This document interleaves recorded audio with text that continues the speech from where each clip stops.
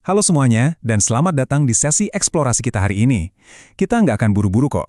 Kita bakal ambil langkah mundur sejenak dari hiruk-pikuk kehidupan, dari jadwal yang super padat, notifikasi HP yang nggak berhenti bunyi, dan mungkin dari berbagai kekhawatiran yang lagi kerasa berat banget di pundak kalian saat ini. Kita akan memulai sebuah perjalanan kontemplatif yang santai tapi mendalam tentang satu konsep yang luar biasa kuat, berpegang teguh pada janji Tuhan. Jadi yuk, ambil napas dalam-dalam, lemaskan rahang dan bahu kalian, dan mari kita selami topik ini bareng-bareng dengan pikiran yang terbuka. Oke, mari kita mulai bagian pertama kita, kuasa sebuah pikiran. Nah, sebelum kita membedah lebih jauh, coba deh luangkan waktu beberapa detik buat ngecek kondisi batin kalian hari ini. Gini, pikiran kita itu bukan cuma ide-ide acak yang numpang lewat kayak awan di langit loh. Pikiran itu ibarat lensa, dan kita melihat segalanya lewat lensa tersebut. Setiap tantangan, setiap obrolan, itu semua disaring lewat apa yang lagi mendominasi pikiran kalian. Karena pikiran itu berfungsi sebagai lensa, saya mau nanya satu hal yang simpel tapi intim banget. Apa sih yang lagi kalian pikirin sekarang? Coba, biarin pertanyaan itu menggema sebentar. Apa yang benar-benar nyita fokus kalian dari pas bangun tidur tadi? Apa karena cemas soal tagihan, takut gagal di kerjaan, atau mungkin capek menekan ekspektasi orang lain? Rasain sebentar betapa nyatanya beban dari pikiran-pikiran itu. Sadar nggak sadar, beban tadi membawa kita pada satu realitas yang krusial banget.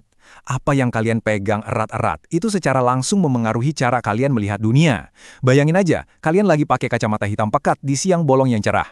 Kalau kalian milih buat terus berpegang pada ketidakpastian dan pikiran-pikiran negatif di kepala, ya otomatis seluruh dunia kalian bakal kelihatan gelap, melelahkan, dan penuh ancaman, nggak peduli seberapa banyak hal baik yang sebenarnya lagi terjadi.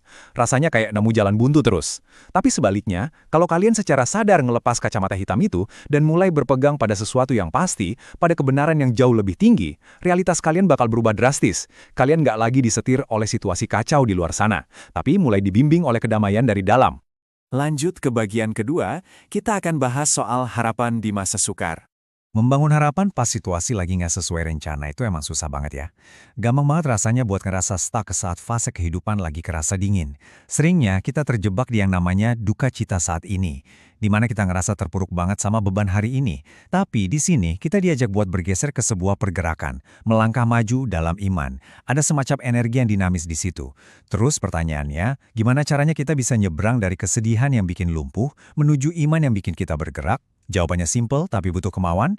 Lompatan itu cuma bisa terjadi kalau kalian milih buat percaya bahwa Tuhan sanggup menebus rasa sakit itu. Ketika kalian memaksa diri buat melihat berkatnya di tengah masa krisis, iman kalian seketika berubah jadi mesin penggerak yang bikin kalian kuat buat jalan terus. Nah, yang menarik banget dari Yesaya pasal 12 ini adalah gimana ayat ini ngorombak total cara kita melihat posisi kita di dunia. Ini bukan cuma deretan kata motivasi yang gampang nguap, ini tuh jangkar spiritual yang nancep kuat banget. Ayat ini ngasih identitas yang super pasti buat kita, justru di saat dunia rasanya lagi guncang hebat. Mari kita bedah jangkar ini ke dalam 4 jaminan yang nggak bisa diganggu-gugat. Pertama, dan yang paling krusial, kita ini milik Allah. Coba pikirin deh dampaknya. Kalian itu bukan milik masalah kalian. Dan kalian sama sekali nggak didefinisikan oleh kegagalan kalian. Kalian itu milik Sang Pencipta alam semesta. Kedua, Dia setia menepati janji. Karakternya itu stabil, nggak berubah-ubah kayak tren atau situasi mudu-muduhan. Ketiga, Dia menyelamatkan. Dan poin keempat yang jujur aja selalu bikin merinding, Dia berjuang untuk kita. Renungkan ini baik-baik. Saat kalian udah capek banget ngebela diri sendiri, saat kalian lelah berjuang sendirian buat ngebuktiin value kalian, Tuhan yang Maha Kuasa dengan sadar mengambil alih garis depan pertempuran kalian. Dan karena Dia berjuang buat kita benar-benar nggak punya satu alasan pun buat takut. Tugas kita cuma satu, lepasin kendali, ambil napas, dan tunggu Dia bertindak. Masuk ke bagian ketiga, mari kita lihat janji damai dan sukacita. Karena kita udah punya fondasi identitas yang kuat tadi, sekarang kita siap nerima janji-janji ini. Saya pengen kalian gak cuma dengar kutipan ini lewat telinga aja, tapi bener-bener resapi ke dalam hati. Tuhan akan menopangmu. Rasakan pelukan dan kekuatan dari kalimat yang kelihatannya sederhana ini. Di saat kalian ngerasa gak sanggup lagi buat maju, walaupun cuma selangkah, saat beban yang kalian bawa rasanya udah di luar batas kemampuan manusia, ingatlah, kalau kalian gak pernah dituntut buat sok kuat sendirian. Kalian diundang buat nyerahin beban itu. Dia akan menopangmu. Biarkan kelegaan ini pelan-pelan meresap di dalam batin kalian. Nyambung dari kekuatan yang menopang tadi, kita juga dikasih jaminan yang dampaknya jauh lebih dalam. Damai sejahtera Allah akan menjaga hatimu. Wah, ini tuh ngomongin sistem keamanan batin tingkat tinggi. Waktu badai masalah lagi kenceng-kencengnya di luar sana, entah itu krisis keuangan, konflik keluarga, atau masalah kerjaan, dan semuanya kerasa di luar kendali, ternyata ada penjagaan surgawi di dalam diri kalian. Sebuah kedamaian yang kalau dipikir pakai logika tuh nggak masuk akal sama sekali. Kedamaian ini bertindak persis kayak pasukan elit yang ngelindungin kewarasan, hati dan pikiran kalian biar nggak hancur.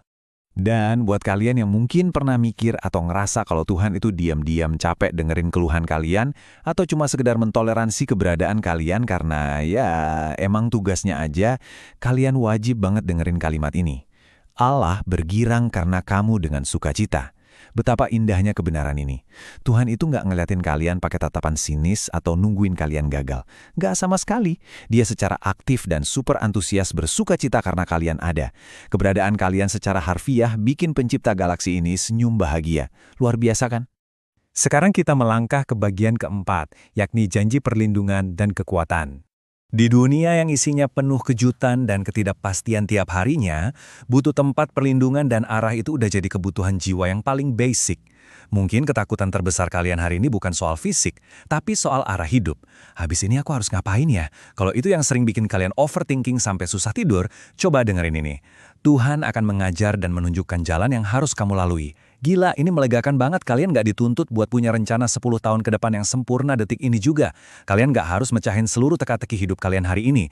Cukup ambil satu langkah aja, karena dia berjanji bakal aktif nuntun kalian, hari lepas hari. Terus gimana kalau tantangannya udah nggak nunggu di masa depan, tapi lagi natap tajam di depan mata kalian hari ini? Jaminannya ada di sini. Allah adalah perlindungan dan kekuatanmu, penolong pada saat dibutuhkan. Ini bukan penolong yang delay yang baru muncul pas semuanya udah berantakan ya. Dan bukan sekedar pelindung teori di buku-buku kuno. Tapi ini tempat berlindung yang super nyata, penyokong yang hadir tepat di detik krisis itu ngehantam kalian. Di titik paling rendah sekalipun, waktu kalian ngerasa paling sendirian, dia tuh udah ada di situ sama kalian. Oke, kita masuk ke bagian kelima. Kasih yang mengusir ketakutan. Kita sama-sama tahu lah ya, kita hidup di zaman yang serba cepat, di mana kecemasan udah kayak jadi bahasa sehari-hari. Tapi kita bisa ngelawan narasi rasa takut itu dengan mindset shift yang radikal ini. Dalam segala hal, kamu lebih dari seorang pemenang karena Allah mengasihimu. Kemenangan kalian ngelewatin badai hidup itu sama sekali bukan tentang seberapa kuat kalian bisa bertahan, atau seberapa pintar strategi kalian. Kemenangan itu dijamin mutlak oleh satu hal doang, kasihnya. Kalian memenangkan peperangan pikiran yang capek ini semata-mata karena dia udah lebih dulu ngasihi kalian, tanpa syarat. Saya pengen kalian dengerin janji ini seolah-olah kita lagi ngobrol berdua aja di ruangan yang tenang, jauh dari berisiknya dunia, dan kalimat ini diucapin khusus buat kalian. Tuhan tidak akan pernah meninggalkan atau mengabaikanmu. Di malam-malam waktu kalian ngerasa benar-benar kesepian, waktu orang-orang di sekitar kalian gak paham sama apa yang kalian rasain atau perlahan mulai ngejauh, dia tetap stay. Kalian gak pernah diabaikan walau cuma sedetik. Keberadaan kalian sungguh dilihat secara utuh, dan kehadirannya adalah satu-satunya hal yang paling konstan di hidup kalian. Dan ujung-ujungnya, semua ini ngebawa kita ke logika spiritual yang membebaskan ini. Kasih Allah yang sempurna melenyapkan semua ketakutan. Tidak ada yang dapat memisahkanmu dari kasih Allah. Coba, kita cerna bareng-bareng. Kalau kalian udah dibungkus rapat-rapat sama kasih yang sebegitu sempurnanya, sampai-sampai nggak ada satu kekuatan pun di alam semesta, entah itu trauma masa lalu, ketidakpastian masa depan, krisis ekonomi, atau kehilangan, yang bisa misahin kasih itu dari kalian, ya otomatis nggak ada celah sedikit pun buat ketakutan bisa bertahan. Rasa takut itu bakal mati kehabisan napas waktu dihadapkan sama kasih yang nggak bisa dipisahin ini. Jadi, pelan-pelan lepasin ya sisa-sisa kekhawatiran yang masih kalian genggam hari ini, biarin aja dia jatuh. Dan sekarang kita sampai di bagian puncaknya. Bagian ke-6, Tuhan belum selesai. Sebelum kita nutup sesi kita kali ini, ada satu kebenaran terakhir yang wajib banget kalian tanam dalam-dalam. Saya bakal bacain ini, dan saya mau kalian benar-benar meresapinya dengan sangat perlahan. Tuhan belum selesai denganmu. Apapun kesalahan yang bikin kalian nangis dan nyesal semalaman, dia masih bekerja merangkai ulang semuanya. Tuhan belum selesai denganmu. Seberantakan apapun hidup yang kelihatan di sekitar kalian saat ini, cerita kalian itu sama sekali belum tamat. Tuhan belum selesai denganmu. Dia yang memulai pekerjaan baik di dalam diri kalian, berjanji bakal nyelesainnya sampai jadi sesuatu yang luar biasa. Kalian itu sebuah mahakarya yang masih dan sedang terus dibentuk. Sebagai penutup, saya mau ninggalin satu pertanyaan terakhir buat kalian renungin sendiri. Bagaimana janjinya mengubah cara berpikirmu hari ini? Biarkan keningan ini sepenuhnya jadi milik kalian. Ingat kembali janji-janji kuat yang tadi kita bahas.